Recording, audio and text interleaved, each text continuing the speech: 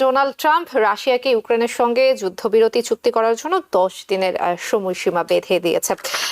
রাশিয়ার সাথে আমেরিকার কূটনৈতিক যে নীতি সেটির আসলে আমরা ধারাবাহিকতা খুব একটা লক্ষ্য করি না। কিন্তু আপনি 50 দিন দিয়ে 50 দিন পার হওয়ার আগে আবার সেই আপনার মত চেঞ্জ করে ফেলবেন, সেটা তো কোনো ভালো লিডারের কাজ না। এই যে ট্যারিফের নামে, যুদ্ধ বন্ধের নামে যে অস্থির দুনিয়ার দিকে সে ঠেলে দিচ্ছে দুনিয়াটাকে, এটা খুবই শঙ্কার বিষয়। ইজ এ বিগ প্লেয়ার, সে বুঝে গেছে ট্রাম্পকে কিভাবে হ্যান্ডেল করতে হবে। তো ট্রাম্প যে বলছে এখন যে আপনার সেকেন্ডারি স্যাংশনে যাবে, আরে প্রাইমারি স্যাংশন দিয়ে রাশিয়াকে কিছু করতে পারে নাই, আপনার সেকেন্ডারি স্যাংশন আপনি কি করবেন? কমিটমেন্ট তাদের নাই এখানে, বিশেষ করে অনেস্টি সিনসিয়ারিটি কিছুই নেই। অস্ত্র ব্যবসা বলেন, এবং he is not going to give it up Putin.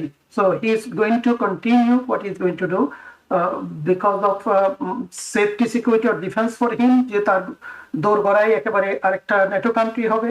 Donald Trump রাশিয়াকে ইউক্রেনের সঙ্গে যুদ্ধবিরতি চুক্তি করার জন্য 10 দিনের সময়সীমা বেঁধে দিয়েছে। রাশিয়ার সাথে আমেরিকার কূটনৈতিক যে নীতি সেটির আসলে আমরা ধারাবাহিকতা খুব একটা লক্ষ্য করি না। এটিকে আসলে রাজনৈতিক বক্তব্য বলবেন, ট্রাম্পের খামখেয়ালিপনা বলবেন, রাজনৈতিক স্ট্যান্ড বলবেন, আপনি আসলে এটিকে কিভাবে ব্যাখ্যা করবেন? জি জি, দেখুন, রাশিয়া এবং ইউক্রেনের যুদ্ধটা অনেকদিন যাবৎ হচ্ছে, এই ব্যাপারে আমরা অনেক কথা বলেছি। এটা একটা ভাতৃঘাতী যুদ্ধ এবং অবশ্যই এটা থামা প্রয়োজন। কিন্তু এই যে থামা প্রয়োজন, এটারও আসলে অন্তর্নিহিত কারণগুলো কি, সেগুলো তো আমাদের বুঝতে হবে, তাই না? সেখানে হচ্ছে ইউক্রেন হচ্ছে রাশিয়ার পেটের ভিতরে একটা দেশ, সেটা তাদেরই একটা অঙ্গরাজ্য ছিল এক সময়, সোভিয়েত ইউনিয়নের সময়।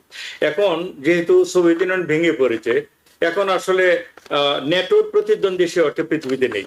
তাহলে ন্যাটোকে এক্সপ্যান্ড করার কি প্রয়োজন হয়ে পড়লো দুনিয়াতে? তো সে এক্সপ্যান্ড করবে তো করবে, সে রাশিয়ার পেটের ভিতরে কেন ঢুকতে হবে? এবং সেই জন্যই রাশিয়া জিনিসটার প্রতিবাদ করে আসছে, প্রতিরোধ করে আসছে করতে। তো এটা তো গেল যে রাশিয়া কেন যুদ্ধটা করছে, এটা বাদই দিলাম। এখন আসি যুদ্ধটা কিভাবে বন্ধ করা যেত। ডোনাল্ড ট্রাম্প বলেছিল যে সে নির্বাচিত হলে 24 ঘন্টার মধ্যে যুদ্ধ থামিয়ে দেবে। এটা যে একটা ফাঁপা বলেছিল আমরা জানি, গাজার যুদ্ধ সে থামিয়ে দিবে, এইটা এই ধরনের প্রতিশ্রুতি দিয়ে মুসলমানদের প্রচুর ভোট নিয়েছিল, ইনক্লুডিং বাংলাদেশি কমিউনিটি মুসলমানদের। তার আগে তো আমরা আলাপ করতাম, তারাও বুঝতে পেরেছে যে কতটা ধোঁকা তারা খেয়েছে। সুতরাং ডোনাল্ড ট্রাম্পের যে এইসব পররাষ্ট্র নীতি, এগুলি কতটা নির্ভরযোগ্য, সেটা তো আমরা যারা একটু পর্যালোচনা করি, স্টাডি করি, সেটা আমরা বুঝতে পারি। এখন দেখুন, আমি যদি এইভাবে বলি, ডোনাল্ড ট্রাম্প কয়েকদিন আগে 50 দিনের সময় দিয়েছে পুতিনকে, ঠিক আছে? 50 দিনের সময় দিয়ে 8-10 দিন যাওয়ার পরেই আপনার কি প্রয়োজন পড়লো এটা কমিয়ে নিয়ে 12 দিনে আন। 50 দিন তো পার হয়ে যায়নি। আপনি বলছেন কি যে এখনো যেহেতু দৃশ্যমান কোনো অগ্রগতি দেখা যাচ্ছে না, তাহলে অপেক্ষা করে কি লাভ? তাহলে আপনি যে একজন বিশ্ব লিডার হয়ে আপনার কথার কি মূল্য রইল? আপনি 50 দিন দিয়েছেন, 50 দিন অপেক্ষা করুন, তারপর ইচ্ছা করলে আবার গিয়ে তাদেরকে আক্রমণ করে বসুন, আমি সাপোর্ট করবো এটাকে। কিন্তু আপনি 50 দিন দিয়ে 50 দিন পার হওয়ার আগে আবার সেই আপনার মত চেঞ্জ করে ফেলবেন, সেটা তো কোনো ভালো লিডারের কাজ না, তাই না?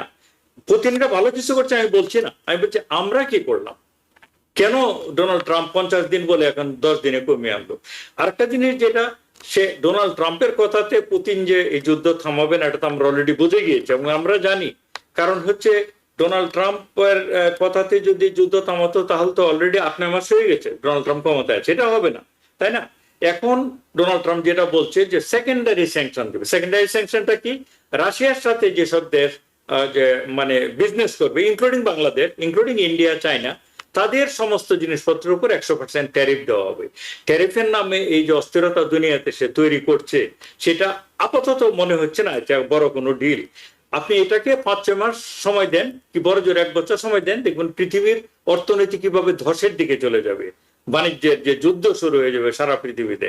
আপনি রাশিয়ার সাথে সেকেন্ডারি বাণিজ্য তো অনেক দেশই করে, চায়না, ইন্ডিয়া, বাংলাদেশ, তাদের উপর 100% ট্যারিফ দিবেন, তাহলে দুনিয়াটা কি অস্থির পর্যায়ে গিয়ে পৌঁছবে, তাই না? এবং এটা তো আপনি কন্ট্রোলও করতে পারবেন না। সুতরাং এই যে ট্যারিফের নামে, যুদ্ধ বন্ধের নামে যে অস্থির দুনিয়ার দিকে সে ঠেলে দিচ্ছে দুনিয়াটাকে, এটা খুবই শঙ্কার বিষয়।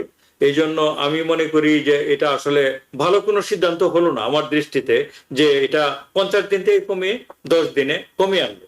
উচিত ছিল আমাদের যে ডিপ্লোম্যাটিক যে কমিউনিকেশন, এটার পরিমাণ বরং আরো বাড়িয়ে দেওয়া। ডিপ্লোমেসির কোনো বিকল্প নেই।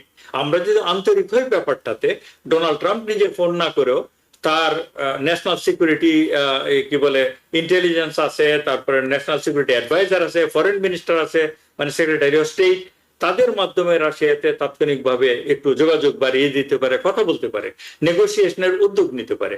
তো তাতে আরেকটা জিনিস যেটা করলো ডোনাল্ড ট্রাম্প কয়েকদিন আগে, সে ক্ষমতায় এসে কয়েকদিন পরে বললো যে আমরা অস্ত্র বিক্রি করবো হচ্ছে ইয়ের কাছে, নেটোর কাছে। আমরা নেটোর কাছে অস্ত্র বিক্রি করবো, সেই অস্ত্র রাশিয়ার বিরুদ্ধে ব্যবহার করতে পারবে।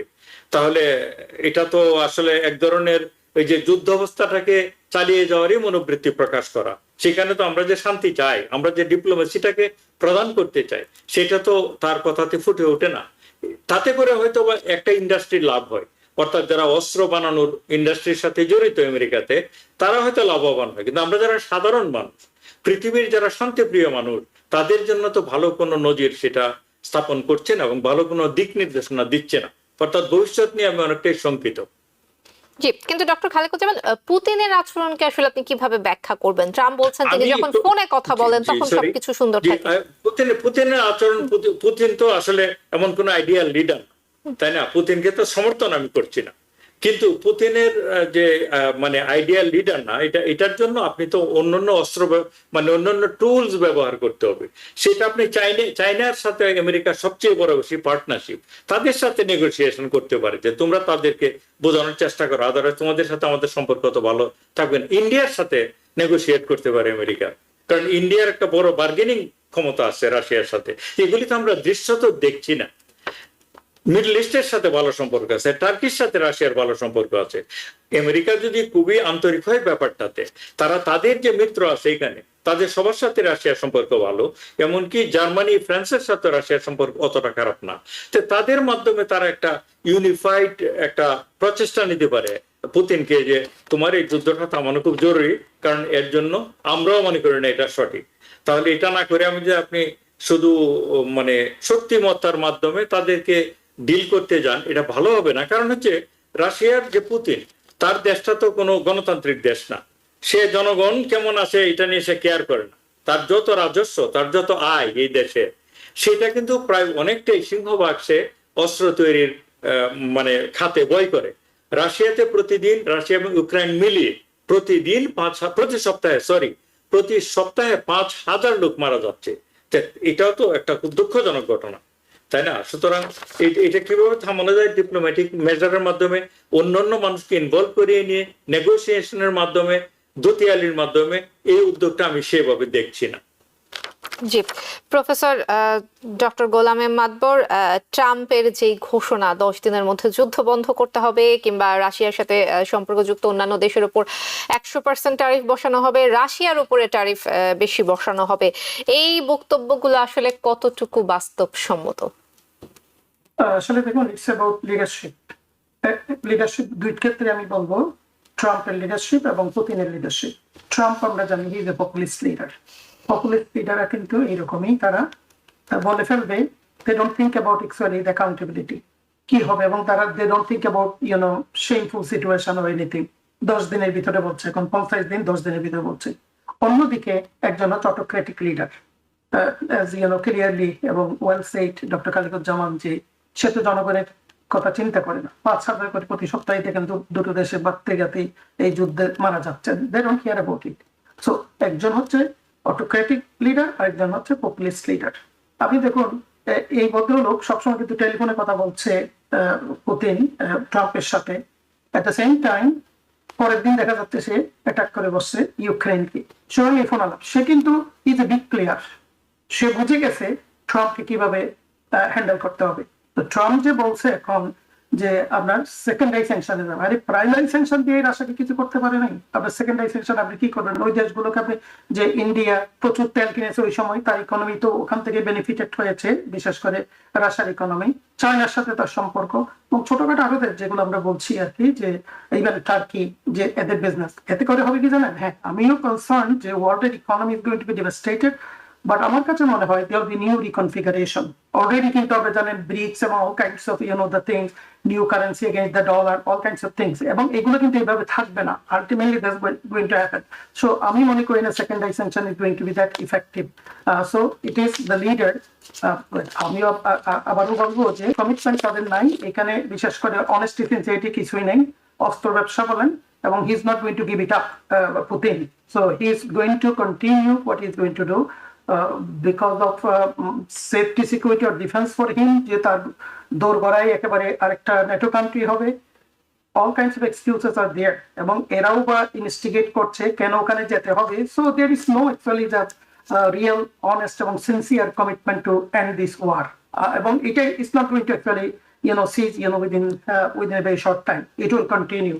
Russia will not give up, এবং আমার কাছে মনে হয় আলটিমেটলি ট্রাম্প কিন্তু is going to go to his predecessor, like আরো হয়তো অস্ত্র দেবে, আর অর্থনৈতিকভাবে সহায়তা দেবে ইউক্রেনকে। So this will continue, and some countries are making good profit out of this trade, বিশেষ করে অস্ত্র বানাও, বস্ত্র সরবরাহ। So this is happening. This is actually big challenge, at least for the peace and stability of the world. Economically বলেন, safety security বলেন, এবং this mite actually এটা অন্য এরিয়াগুলোতেও কিন্তু এর একটা কিন্তু আপনার ইফেক্ট পড়বে, spill over effect. There other countries also may follow the similar kind of situation what actually Russia is doing to Ukraine. New York থেকে সম্প্রচারিত TVN 24 টেলিভিশন, বিশ্বজুড়ে বাঙালির কণ্ঠস্বর।